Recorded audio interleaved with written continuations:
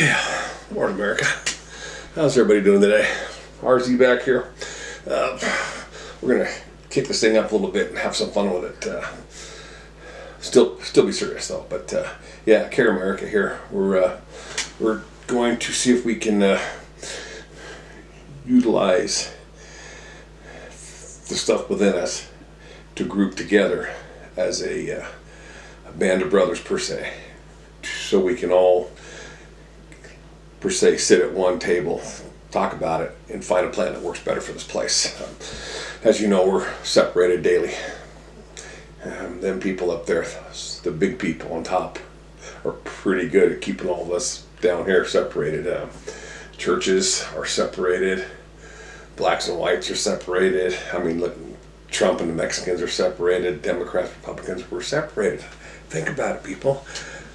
This thing that's going on in our country it's a mastermind. If they keep us all at odds, we can't get together and put our 2 cents in. You see what I'm saying? So anyway, it's unfortunate, but that's the way it is. The thing that I've been pushing is our Lord, the big guy. He's got a plan for us all. It's hard for a lot of people to see it, I think, because they've, especially a lot of men think that they have to have it figured out. If they don't, then they're not real men. So I'm not sure how that works.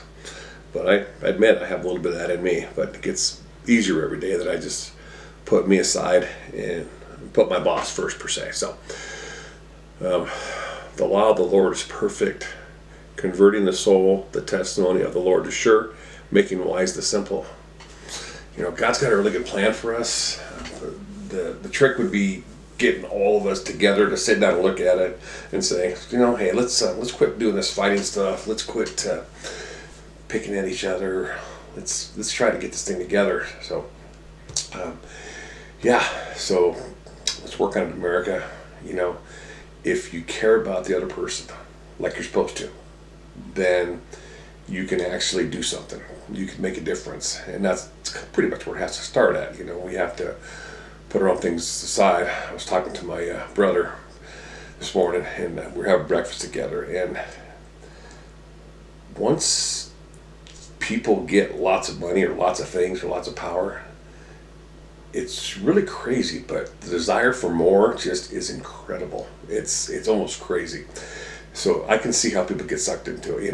If you have $1,000, you're pretty cool. If you have 10,000, you're way cool. If you got 100,000, I mean, just think about it. It's pretty, and that's what sucks most of us in, I believe, is just the more having a certain amount, and then of course knowing or thinking that you can get more. So it's a challenge too. I mean, a lot of people are doing it because they want to be somebody. So I don't discount that form. It's not the money that's the trouble or the power that's the trouble. It's how you use it. That's the trouble.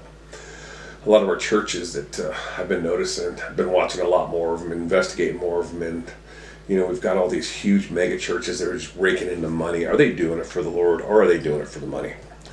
I'm not the judge, but if it looks like a duck, flies like a duck, and sounds like a duck, it's probably a duck. So the Lord is very clear about wolves in sheep's clothing towards the end days. Watch out, people out there. The word Christian has gotten to be such a wide, I want to say wide, it's just got to be painted in such big bold letters. It's just ridiculous. The true ones you can tell. If you care for somebody like Chuck Swindoll, Charles Stanley, Greg Laurie, Billy Graham, if you care for somebody, it shows, okay? It really does. Tim Tebow started this amazing foundation where he's making sure these kids who never had a chance to have anything have a lot, and he's making a difference. He gave up professional sports, which we know how much money that could be, and he has no problem with it. He's not worried about what the world thinks about him. He's doing the right thing, so he's a happy man too. So I think he just got married. Congratulations to him and your wife. I hope you have a great life. God bless you. So yeah, let's we need to get along. We need to start doing this thing together. I'm watching more TV and more of the shows, so I have an idea of what my audience is watching. I don't watch a lot of TV, as I told you before. I don't like it. There's nothing on TV worth watching, honestly, in my opinion. I mean, Little House on the Prairie is not on anymore. I Love Lucy was pretty entertaining. You know, I watched Last Man Standing, and that's even getting really, really bad. I mean, they pretty much crossed over. So, but it's just entertainment. I get it. Got to watch something, but that TV still don't take you over. It'll consume a lot of your time. It's best to go out for a walk, spend more time with people. So, that being said, I was watching one of these shows. I won't name any names. I'll try to keep from that. So, and like I said, I'm not judging any of these people. They've got their thing they got going on, and it works for them. So, but this one show where this certain person helps people on TV. He is basically kind of a judge.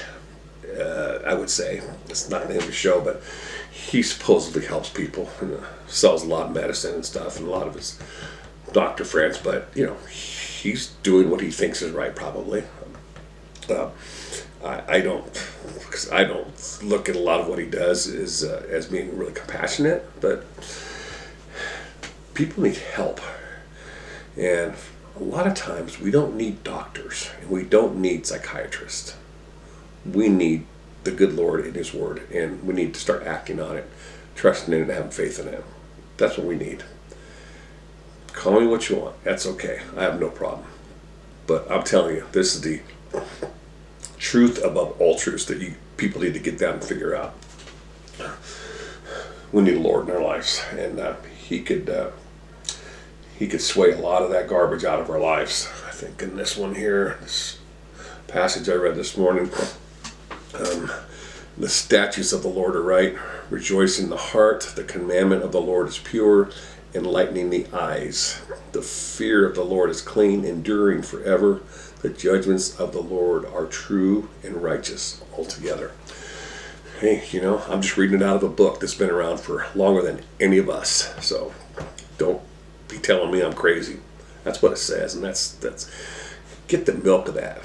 Sit down and read it. And while you're reading, pray it. Ask the Lord to show you what it means, and it'll change your life. It will, and He has a plan. And if we can all quit fighting, all the sports teams are cheating to get to where they want to get so they can be the best. The world wants the best. Everybody wants the best. They want the best cars. We want the bigger house. We want all the good stuff. It's just stuff, you guys. You can't take it with you. I remember this one person told me that, I'd say this was back in the 90s. He said, you don't own things. Things own you. If you think about that, that's really true. You got a house, a car, kids, all that stuff. So then you're working just to have all those things. You're budgeting, you're working your butt off at your job, you're paying the money, you're making sure. It takes a lot out of you. I don't think Jesus owned anything. Well, except the world, the ones that wanted to be with Him. But yeah, so I'm telling you, man, I've got a truck and a car payment. I live with my brother, so it's kind of nice. I'm not homeless, but I have a place to live, but I don't have a lot to go with it, so it's a pretty basic, simple life. But things are the problem a lot of times in this world. Too many things we get, too many things we let hold us captive, and then we just become part of that. Keep praying for those people on top, all of our government officials, even our state, county, city officials. They need help. They need to figure this whole thing out. Our judges, they need a lot of help. There's a lot of crazy things going on out there, and these judges, they don't understand it. God, I hope some of them watch this. They're going to be held accountable for every judgment that they pass in that courtroom in America. Every one is going to be, when it's all said and done, it's on them. I don't want those people to be doing all these bad things and then end up at the end getting their butts kicked. But we're just gonna all we can do is tell them. Don't throw sticks at them. Don't throw rocks at them. Don't call them names. Okay. Let's just go see if we can make a difference out there. So, all right. I think my time's pretty much run out. I have no idea what day it is, and I don't care. I'm not doing the alphabet anymore. We're just gonna have fun with it. I was watching before I leave. when I was watching my TV trying to get tuned into what's going on in the world, I noticed on the commercials, and this is just a little thing I want to throw out there to you people, we're all paying super high auto insurance for our cars and our drugs and prescriptions that we have to take every year. I think that over half of the commercials are those two deals. So we're paying way too much money to all these people if they're doing $1 million in the Super Bowl. They were on at the Super Bowl. Think about how much money those people are paying for advertising. You have to have insurance. Why advertise? We have to have it. I don't understand the point of advertising. It doesn't make any sense. Did they ask me if they could spend $10 million on advertising on my insurance? No, they did not, did they? They are getting rich right now. It's their time. So just something for everyone to think about. Drive smart. Don't get in any accidents. Don't give me more than you have to. So, all right, RZ checking out here. I'll see you guys next time. Have a great day and God bless.